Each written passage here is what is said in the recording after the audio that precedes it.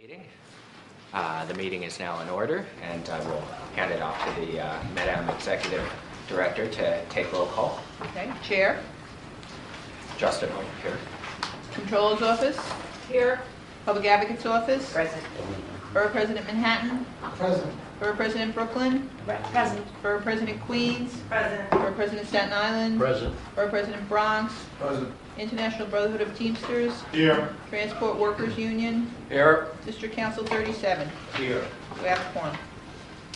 Great. Well, everybody should have the agenda in front of them. I understand there's no last-minute changes to it, so unless there's any debate, we'll kick it off with item number 1, which is a monthly performance update. And hold that thought. We actually have our comptroller here. Yes. All rise. That's not fun. Let him make his remark. Sure. All right, slight change of plans. I think we have... No. You were part of the original agenda, just didn't know timing, so I will give the microphone to you.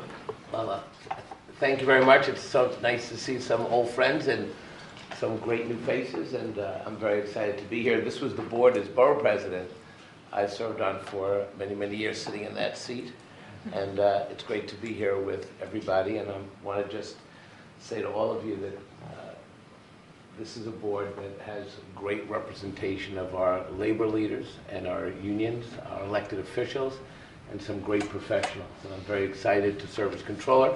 And what we're trying to do in our office during the transition, and Public Advocate knows this all too well, we're trying to build capacity in our office so that we can meet the challenges that we will face, especially as it relates to the economy and growing the pension fund. But I think we're on our way, and part of what I want to tell you today is that Thad, who has served with such great distinction on behalf of the Controller's Office working with the 5 boards, is actually getting a new job, a new promotion with new opportunity.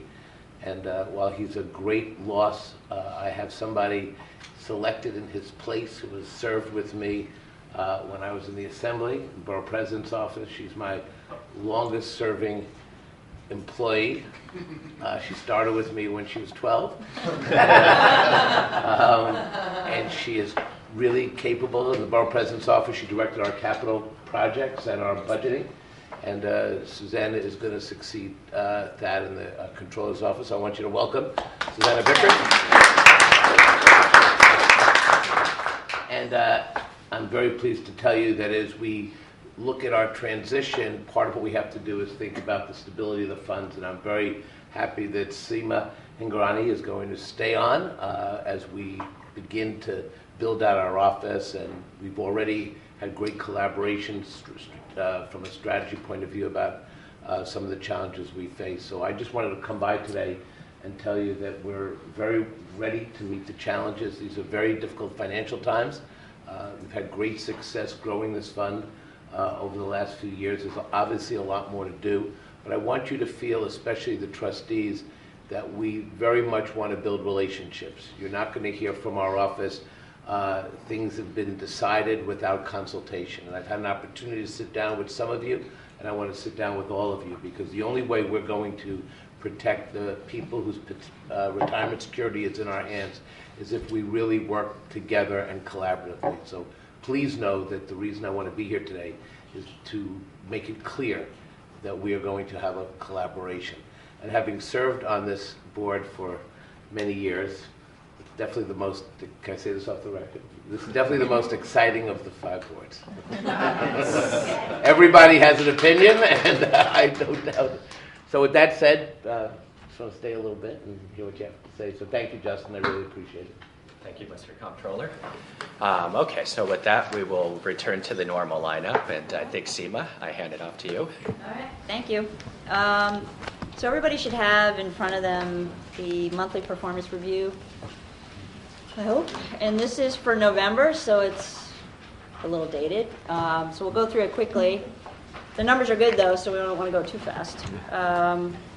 But if you would start by turning to page 27, I mean, as you know, there are economic slides in the beginning of the package, but I'm going to hold off on going through those today because, as you know, the next item up is State Street, and they're going to come in and talk to us about their outlook for 2014, give some commentary about what things might look like going forward from there.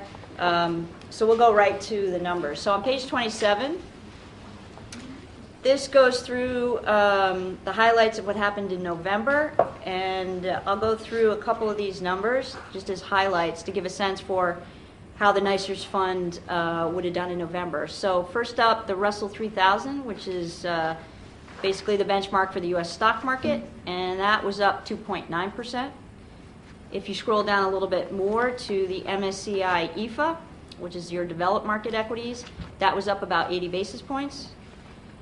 Then down below from that is emerging markets, and that was down 1.5%.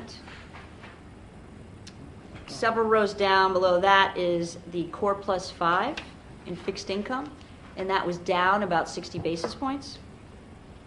Again, a few rows down from that is the high yield index, which was up about 30 basis points. TIPS, down a few rows down below there, the Treasury inflation protected securities was down 1.2%. And then convertibles, a few rows down from that, was up about 1.9%. So that was November, so a very good month in November. If you then go to the next page, this is what happened in December. So again, I'll go through the same numbers to highlight what the markets did in December. So the Russell 3000 was up 2.6%, a very strong number. The EFA markets were up 1.5%. Emerging markets were down 1.4%. Again, now several rows down, you go into fixed income. The Core Plus 5 was down about 60 basis points. High yield, down a few rows from that, up nearly 50 basis points. TIPS, down 1.5%. And then convertible bonds, up 1.95%. So that was December, so another good month when you collect all those numbers together. Now, if you would turn to page 34, this shows you basically where those returns came from which asset classes that we have investments in. So if you look at the far left column, for the 1 month, NYCERS was up, the total fund was up 1.2%. So good month. Now if you go 2 bars over, the fiscal year to date, okay, the total fund return was 9%, and that's through November. Now I can tell you, as we just went through the December numbers, those kind of averaged out to about being up 1% for NYCERS. So that would take us to, if you include December, our fiscal year to date, now this is July 1 through December 31, is up about 10%, which is a very, very good number. So that's a good thing. Now if you turn to page 30, this shows us how we're set up in our asset allocation. And again, this is through November 30 of last year. So at that point, assets under management were $50 billion, a little over $50 billion. Again, a very good number. And as you can see here, if you look down below in the section below the pie chart, you'll notice that the green bar, that's U.S. equities, is above the range, within our bands, but at the high end of the range. And then you look to the right of that, and the blue bar, aqua blue bar, is Core Plus 5, and that's just within the range. And as we might have mentioned before, in the month of November, we took advantage of the very strong stock market, and to get back within our ranges, we rebalanced and we sold down our U.S. equities, and we added to Core Plus 5. And in particular, within Core Plus 5, we added to investment grade credit. And so as you'll see in December, when we go through those numbers at the next board meeting, these numbers are now all back in range, so we feel comfortable that we're back where we should be. And then lastly, what I'd like to mention is that the assets under management for NYCERS, I can tell you as of 12/31, so before I told you it was November 30, you were at 50.3 billion. At the end of December, the pension fund was at 50.6 billion. So it's very good. It's a nice increase. We had a good December, and so that's our update for those few months. One thing just to add, I'd just like to say that this book that you have in front of you, we will have it more complete. So as you might know, we made a transition from custodians from the Bank of New York to State Street, and all of that was effective, David, as of November 1st. And so we're still working closely with them to make sure they have everything transitioned over properly and that we have all the correct pages in this book. So most of the pages are here. What you don't see in this package right now are the monthly numbers and the historical performance numbers for all of our managers across asset classes. But what you do see here in the last few pages are the cash flows, the monthly cash flows for private equity and real estate, and that will always be in the package from now on. So I just wanted to point that out, that at the next board meeting we should have the entire full packet for you. So if there aren't any questions, we'll bring State Street in. Okay? All right, great. So we have two people from State Street, one of whom is their economist and capital markets person, and then Greg Balowitz, who is our senior account rep. Seema, when you have them come in, could you just have them each give themselves a brief introduction? Sure. That would be helpful for everyone, I think. Sure. Everyone should have a presentation for State Street in front of you. If you don't have it, let me know. We'll get you a copy. Okay.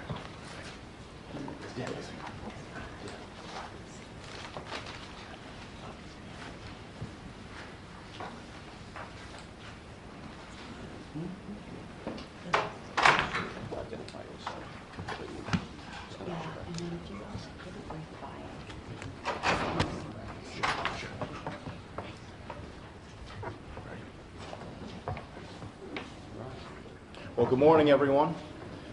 It's a pleasure to be here. Happy New Year. My name is Greg Balowitz, and I'm a Vice President and Senior Relationship Manager at State Street Global Advisors. I've had the pleasure of working with Seema, Martin, and staff for the last few years, and it's a pleasure to be here today. With me is Dan Pierce. Dan is a Vice President and Senior Portfolio Manager within our Investment Solutions Group, and that's the investment team where we manage our discretionary full asset allocation portfolios. Dan also works very closely with our economics team, analyzing and forecasting global financial markets. Dan studied at Harvard as an undergrad and got his PhD from Brown University. So I understand we have about 30 minutes today to take you through our views of the global economic outlook, but certainly if there's topics of particular interest, we want to make sure we cover those in the short period that we're here today. So I encourage questions along the way, and again, if there's something that you'd like us to focus more on, we'd be happy to do that. Okay, great. Dan? Thank you very much, Greg. I'm going to stand up. Is that all right? And take off my jacket too. Well, good morning. Thank you very much for having us. I don't get to Brooklyn very often, but my grandmother actually grew up here with three sisters. Her father from Germany. He was a costume maker. So it's certainly nice to come back and see the city from this perspective. So again, thank you for having us. I'm going to talk a little bit about the global economy and the global markets. The basic summary is this. We see a good year in 2014, the developed markets benefiting from lesser headwinds, and the emerging markets stabilizing a little bit after a choppy period.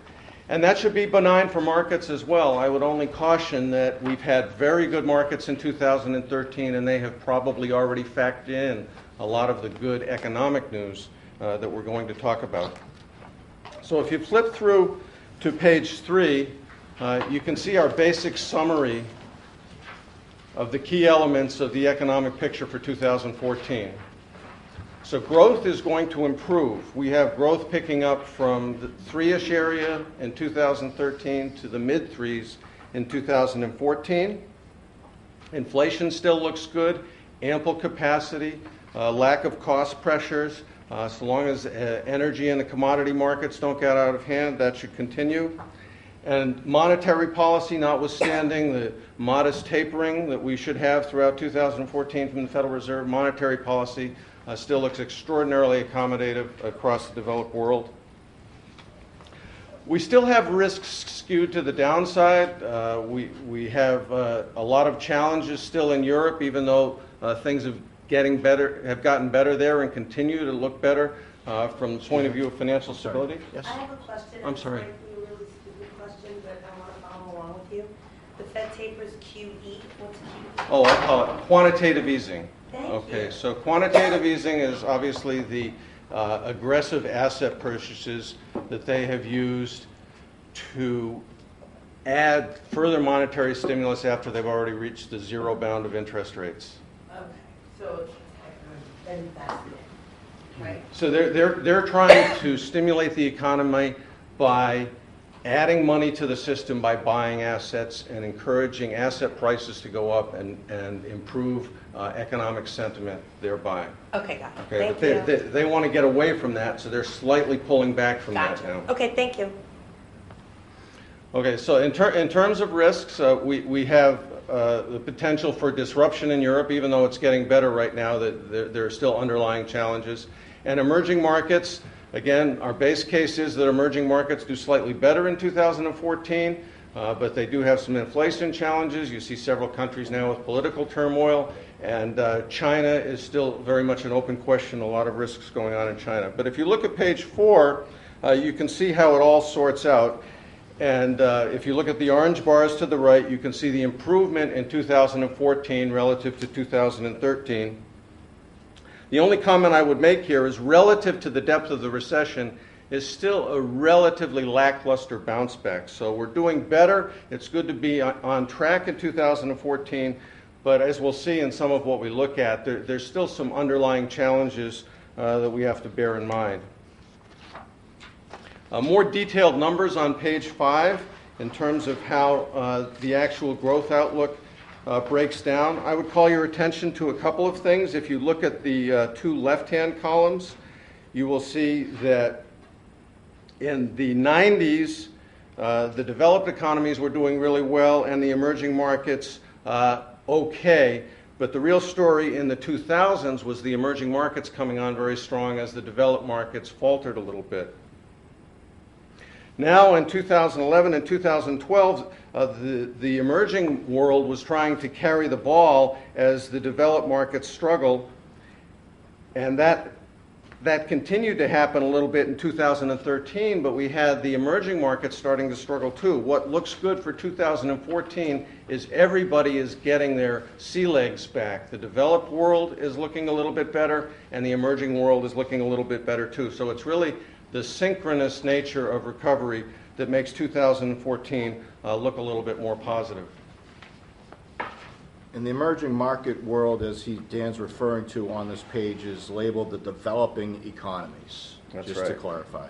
So the advanced economies are the developed markets, and you can see many of them broken out. And then in this particular table, all the emerging world is lumped together under the developing economies. And those weights that you see are based on purchasing power parity currency weightings. Question? Yes. But, I mean, isn't it true that United States economic growth is not high enough to significantly reduce unemployment?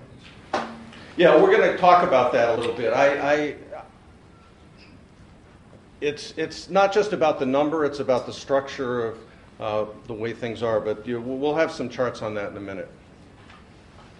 In terms of U.S. growth overall, one of the key dynamics on page 6 of making things better in 2014 is lower fiscal headwinds. So the impact that we had last year, 2013, of sequester and the changes in the tax law, those impacts are going to be diminished in 2014.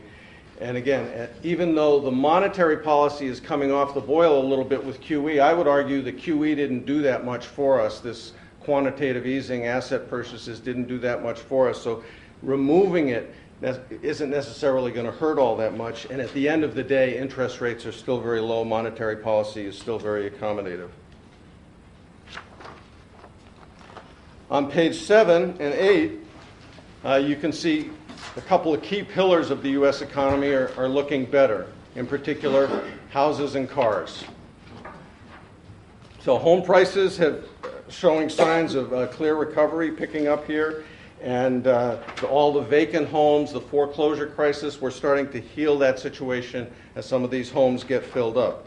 Now, I would caution, there are other indicators in the housing market that are trickier. For example, mortgage applications remain quite sluggish. A lot of homes are being bought for cash, and that means they're being bought by investors, not by end users, if you will.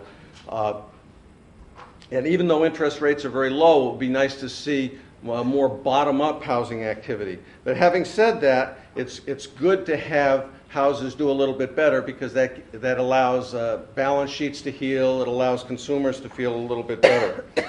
With cars, I mean, we've done great in terms of vehicle sales, replacing worn-out vehicles. The cautionary note I would have here is that a lot of this has been because of very easy financing, and to the extent that easy financing has encouraged this strong rebound in vehicle sales, it may be less sustainable than we might otherwise hope. But if you look at the manufacturing indicators on the bottom of page 8, you can see that the manufacturing indicators are in reasonably good shape. Yes? Consumer sentiment, consumer sentiment is defined by housing and cars.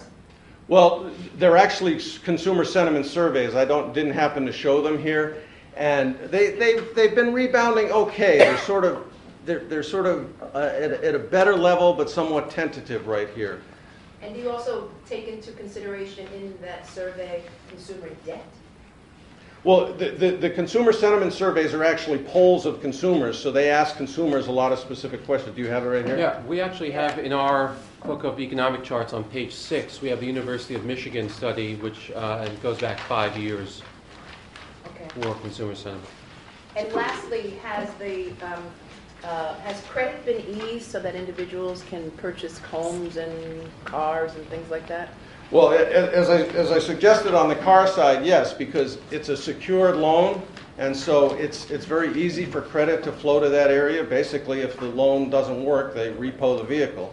Homes, it's more difficult because folks were so badly burned. So on the one hand, if you have decent credit, if your employment is good, and you can meet all the tests, yeah, you can get a mortgage. But the kind of mortgages that were going on back in the mid-2000s where they were just pushing them through without a whole lot of regard to the underlying fundamentals, those are gone. And that's probably a good thing. On the other hand, what's unfortunate is that a lot of the opportunity is being bought up by investors, and they're trying to rent out the properties, and there's sort of this conflict. Folks can't really get the kind of cheaper living situation that they might need. Thank you. Yes?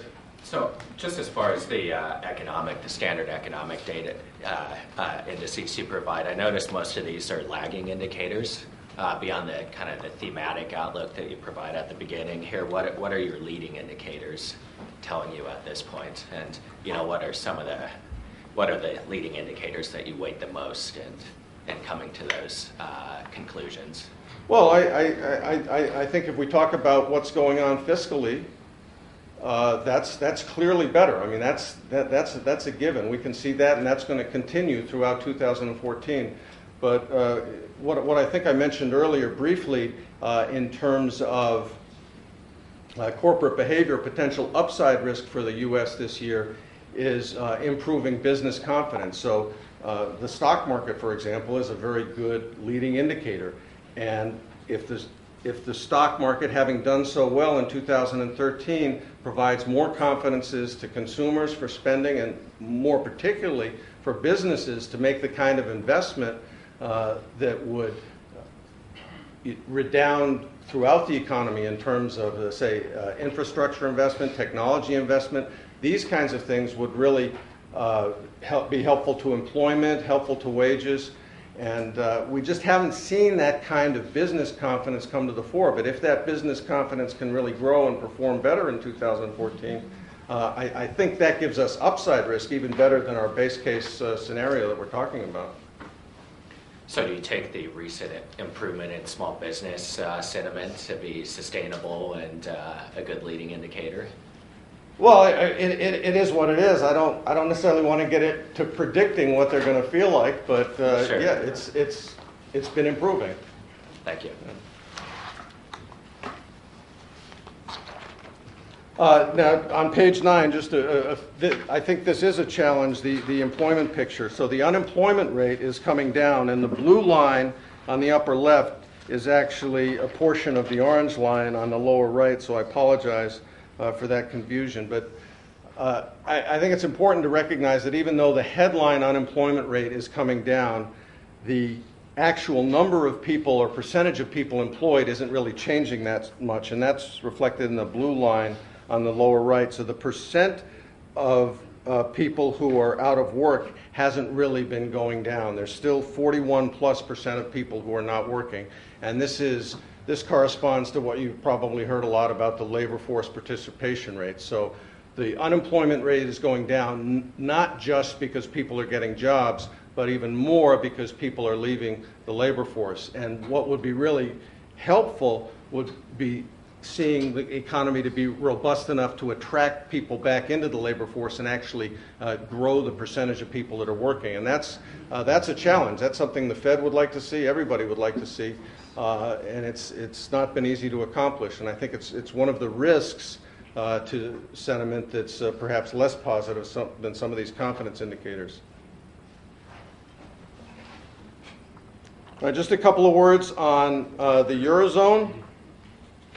The key for the Eurozone is since roughly the middle of last year, things have gotten better at the margin. Okay, they're not great, they're not gangbusters, but they've gotten better at the margin. One of the easiest ways to see this has been the sharp decline in bond yields of all the troubled countries in the Eurozone, Portugal, Italy, Spain. So financial conditions have improved dramatically, and that's been good for the Eurozone. If you flip to page 11, on the one hand, credit growth and employment still look very unattractive. The jobless rate is still very high.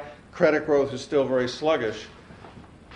But if things can continue to improve, there's a lot of room for these areas to look better. That is, there's room for credit to expand, and there's room for more people to get jobs. So there's perhaps more upside potential in the Eurozone if they can get it right than there is here in the U.S.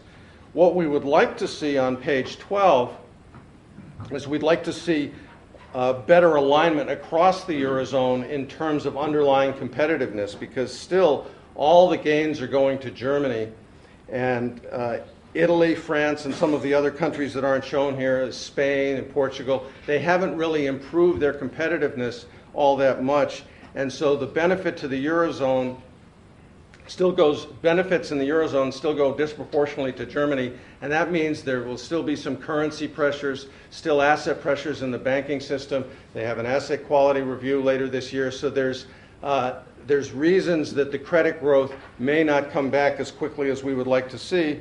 Having said that, assets in the Eurozone look cheap, and they're on the upswing. Things are moving in the right direction. Page 13 and 14 on Japan. You can see from the chart on 13 that Japan has clawed its way back to basically where they were before the great financial crisis. But now what do they do to take them to the next level? And this is about Abenomics, okay? So the leader is Shinzo Abe, and he is putting forth Abenomics, which has 3 arrows: fiscal stimulus, monetary stimulus, and structural reform. So they did a great job with the monetary stimulus, and that's why you see the yen having weakened so much here on page 14. And that has actually moved the dial on inflation on the bottom right of page 14. Fiscal stimulus has also been more aggressive, but at the end of the day, that may only be temporary given how large their deficits are. They really need to make some progress on that structural reform side. They have consumption taxes coming up in the next couple of months, and that's going to be a bit of a headwind. So everybody's watching to see Japan follow through on the structural reform. Otherwise, the markets are going to continue to focus on the yen, and that's going to be the linchpin of what happens in terms of Japanese markets. Well, so on that topic, people seem to be believing it so far. Last year, the market was up 50% in Japan. But I hear other people say, well, we don't know if it's going to work yet. And When do you think we find out whether or not his efforts work? By the end of this year? Next year? I personally lean a little bit to the skeptical side because I think there's a lot of ingrained culture, resistance to changing in companies, resistance to labor market reform.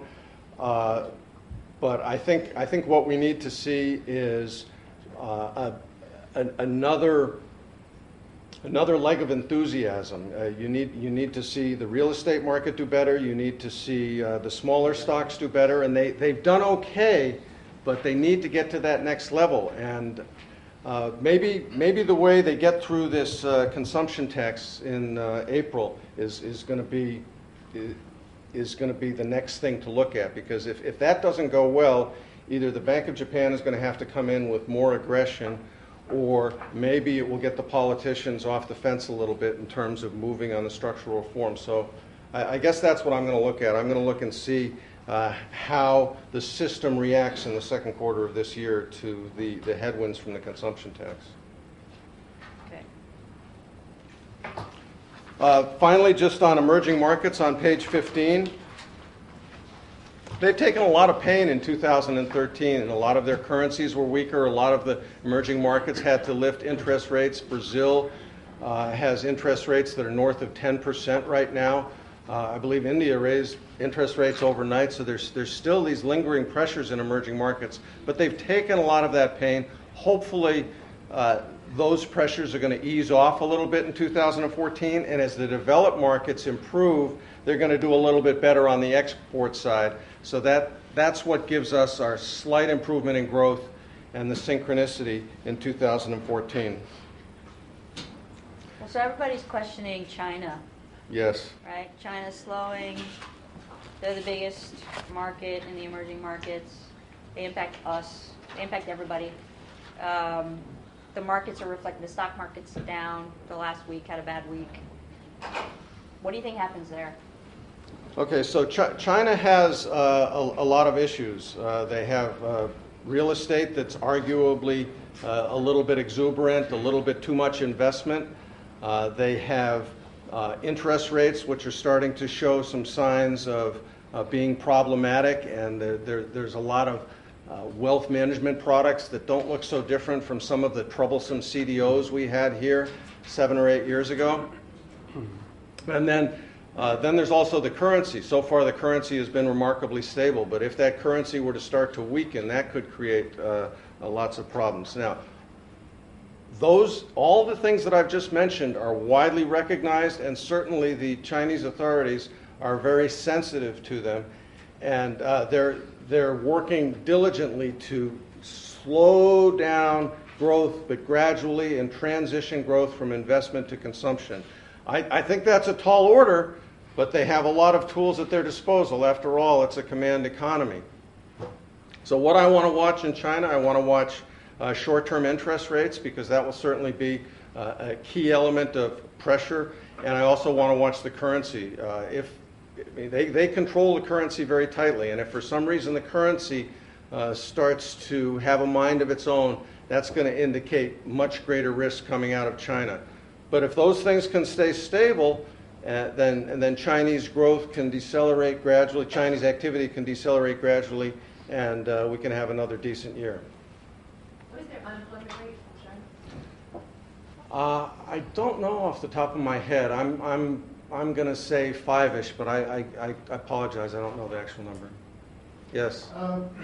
What do you think that pollution, things that we see in the paper, you can't see the sun in Beijing? Yeah. Is that going to, in effect, impose a cost on the Chinese economy going forward? Yeah. No, it's a huge challenge, and basically they have to shut down coal plants and steel plants just to make life livable in some of these more problematic cities. On the one hand, it creates a tremendous opportunity in areas like solar and green energy and so forth.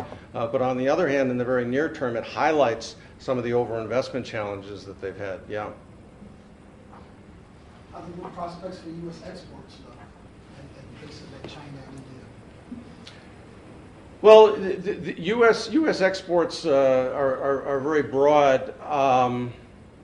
The dollar is a little bit firm, but on the other hand, a lot of U.S. products are very competitive. You think of technology, for example. So I think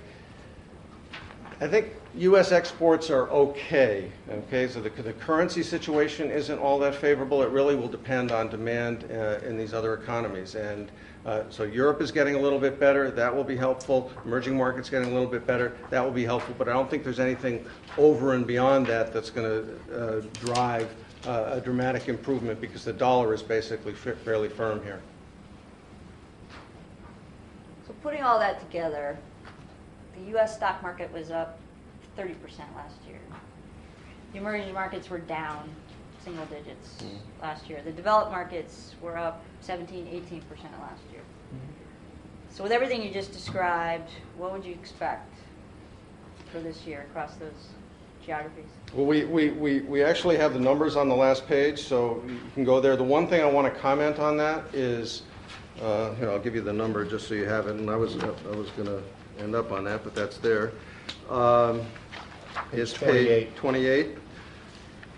That page does not include currency effects, and I think it's worth pointing out that if you took out the currency effects from emerging markets last year, they actually would have been positive. They still had a lousy year. There's no denying it, but they would have been up by about 3% last year if you take out the currency effects. In the developed markets, actually, I think they did a little bit better than you said. I think the developed markets were maybe made it into the 20s, but the currency effects were not as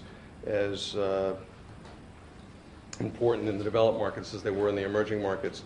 But going back to what I said at the outset, we have a reasonably positive economic scenario for 2014, but the concern is that we've already priced that in with the markets doing so well in 2013. That is to say, the markets being forward-looking looked at what's coming ahead in 2014 and responded to that. So that suggests that the bar is much higher for the markets in 2014. And so what we look at, if you flip to page 17, is our market regime indicator, which gives us an idea of where markets are from the point of view of risk appetites. And if you see, in 2013, the first half was a bit of a challenge as we got into this taper talk, but in the second half of 2013, risk appetites grew consistently, and that corresponded to expansion of valuations across the developed equity markets. And so now, while we think risk appetites are still firm, and if you look at this indicator here on page 17, basically green means strong risk appetites and red means low risk appetites. We think risk appetites are still firm, and that still bodes well for the markets going forward in 2014. The problem is you're not coming from a very low level. The challenge is, how do you keep these risk appetites firm throughout the course of the year? Any kind of financial volatility, perhaps some of the financial volatility we've just seen in the last week, is something that might damage risk appetites and make the bar a little bit higher for markets in 2014. So we watch this, and this indicator includes volatility measures from the equity markets, from the currency markets, and also spread information from the credit markets. We watch this indicator to tell us how aggressively to position portfolios. And so long as this indicator is suggesting that risk appetites are firm, we think we should continue to be basically overweight equities, taking more risk in portfolios, and that's what we're doing now. One factor in these in the market regime indicator is equity volatility, as you can see on page 18.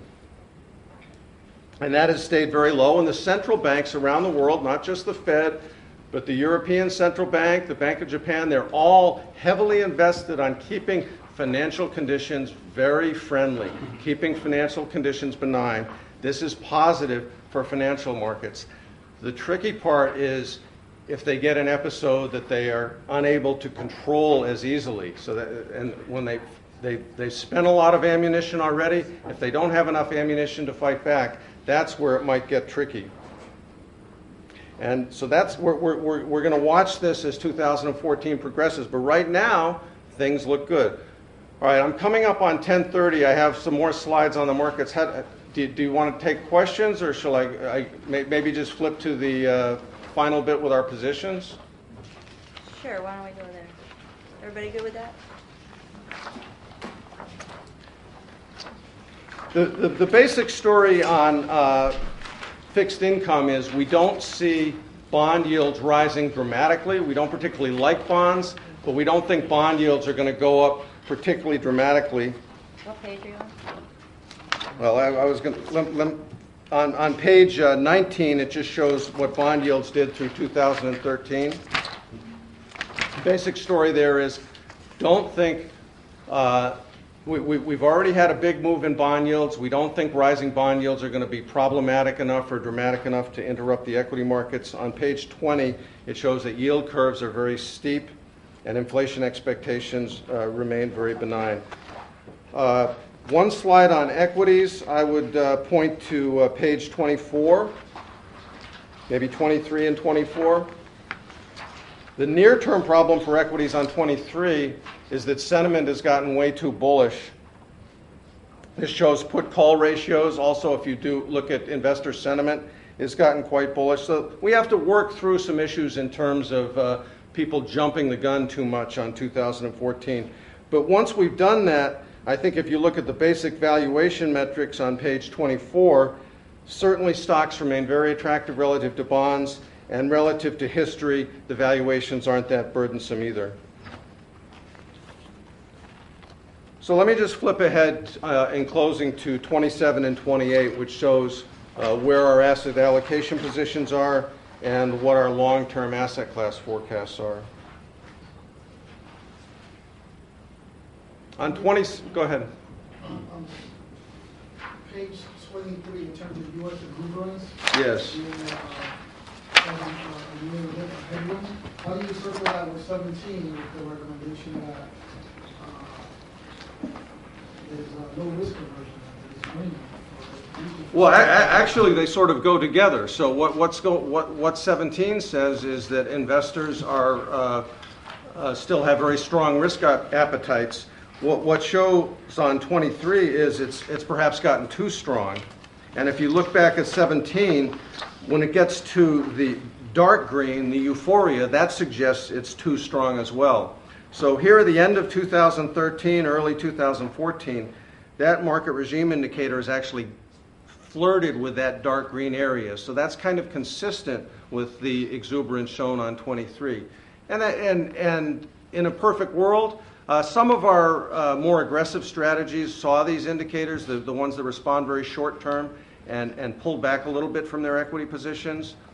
But in terms of our positioning in the broader, how shall we say, less aggressive accounts, we're still very much positively positioned on equities because we think we'd have to see these risk appetites pull back much more dramatically to get us to change that. And that's what's reflected on 27.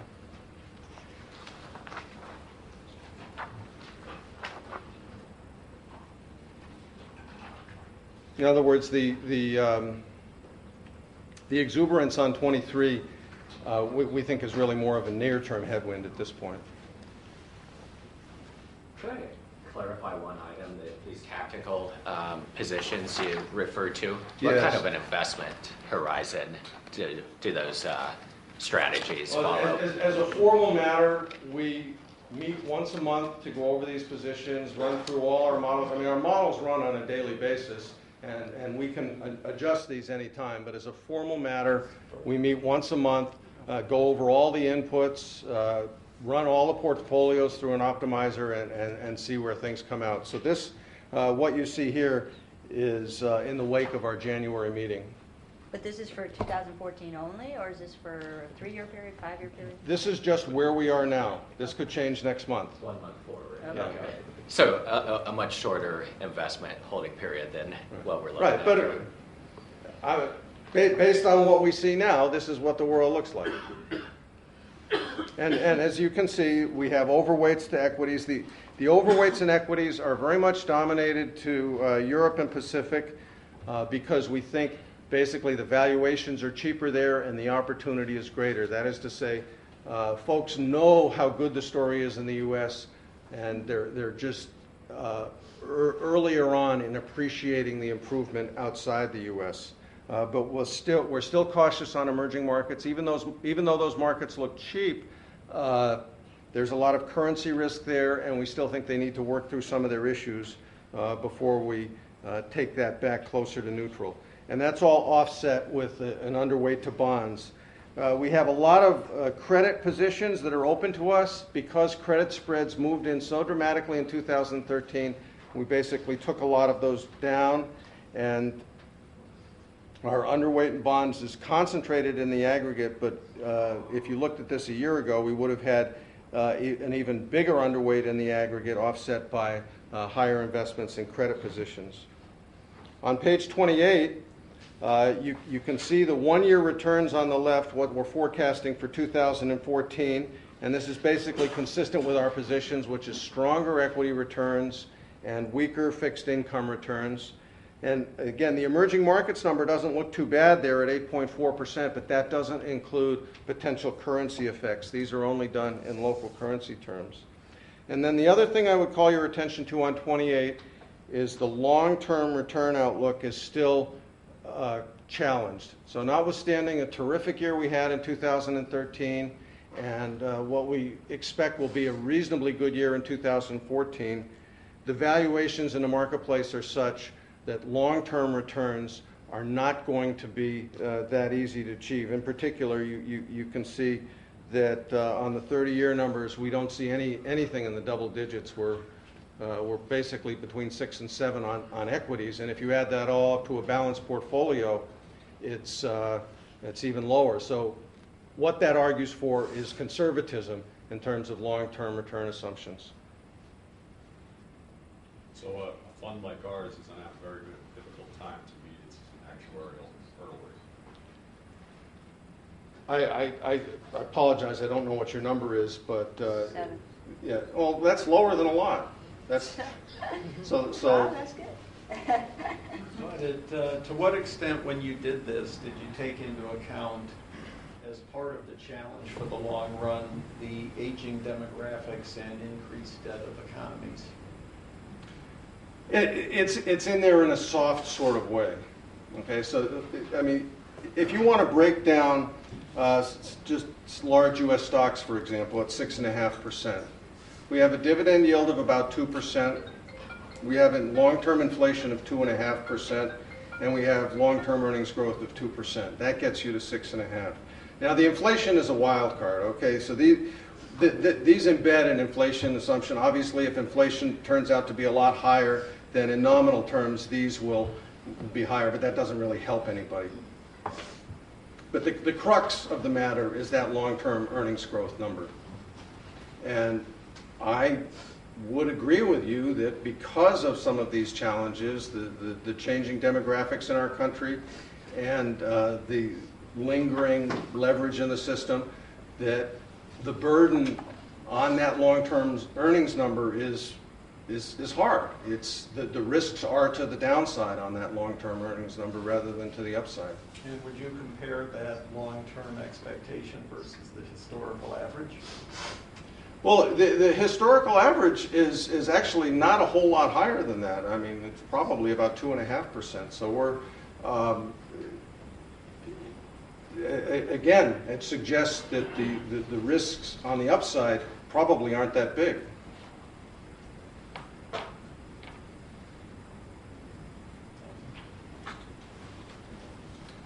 Anyone else have any other questions? Other questions? Don't be shy. Good. All right. Thank you very much. Thank you. Appreciate your time. Very nice to be with you. Thank you. Thank you very much.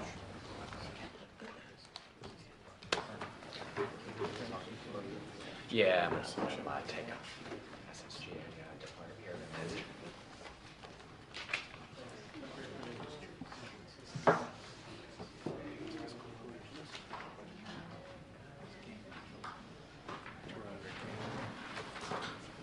Okay, everyone, so that's the last item on the public agenda, but since we started the meeting, we had one last-minute addition to the group, and I would like to give her an opportunity to introduce herself, so take it away. Good morning, everyone.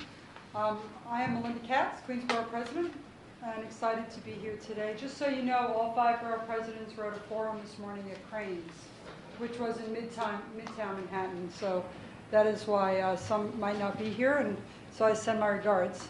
But you know, I have a great representative in Elisa Velasquez. She's counsel to the Queensborough President with many, many years of experience in government.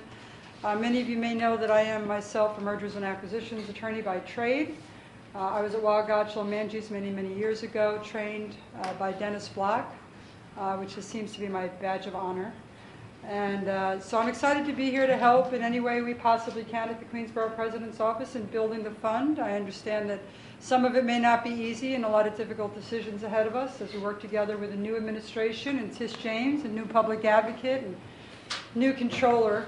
But you know, I'm excited by the opportunities that we have in front of us. So I wanted to come to the first meeting to introduce myself and to meet many of you afterwards as well. Thank you. All right. Thanks for the introduction. I have a 2-hour speech if you'd like that. No? We'll save that for a later meeting. See, there you go.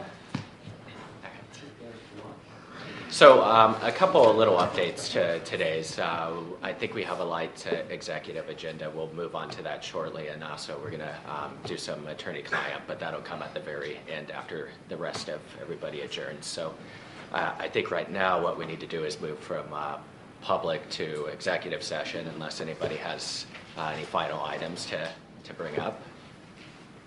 So I'll need a motion for that. Second? Second. All right. Any discussion?